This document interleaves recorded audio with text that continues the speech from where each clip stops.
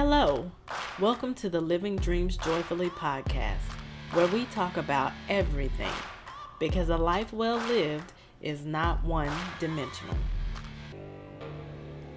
Do you feel overwhelmed by all of the advice floating around in the world today, telling you what you should be doing? Well, this episode is for you. I have been talking about releasing this podcast for a while.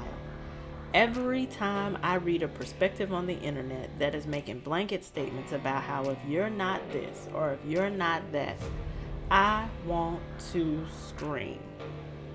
Listen, people, everything is relative.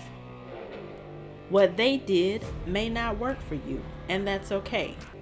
What you did may not work for somebody else, and that's okay. Why?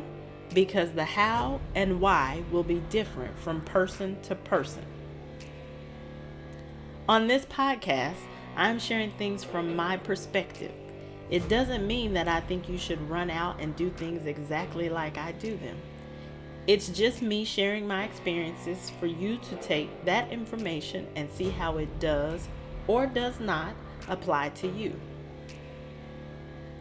Most people's perspective come from what I call the 3 E's: expectations, experience, and exposure. Expectations or boundaries are driven by your self-esteem and how you value yourself. Experience, circumstances, life situations, personal situation.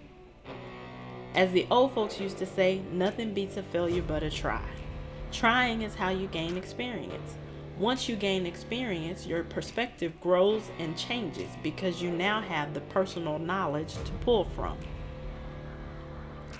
Exposure is your awareness and knowledge of what's available to you. Your risk tolerance, which includes your income level, financial reserves, familial status, support system. All those things determine the decisions that are being made. For example, your favorite restaurants when you were making minimum wage will probably be totally different if you get a significant pay increase. Why? Because more money allows you to be exposed to better restaurants through more dining experiences. When you experience a better quality of food that is now easily affordable, your expectations change. If you're an entrepreneur and you have people telling you not to quit your job, you need to determine the why behind their advice. Is it possible that they are projecting the fear of loss of income on you because they have obligations that don't afford them the ability to be able to quit? The travel space is hugely relative.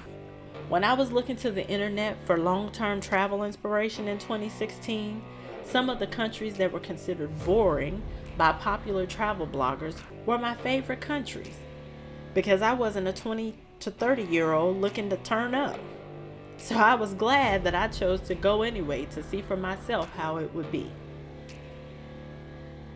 When I was looking for ways to save money traveling, I quickly found out the backpacker $20 a day folks weren't going to be my resource because hostels are a no for me.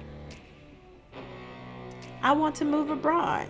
Teaching, being an au pair, and pet sitting are some popular ways to make it happen on a budget.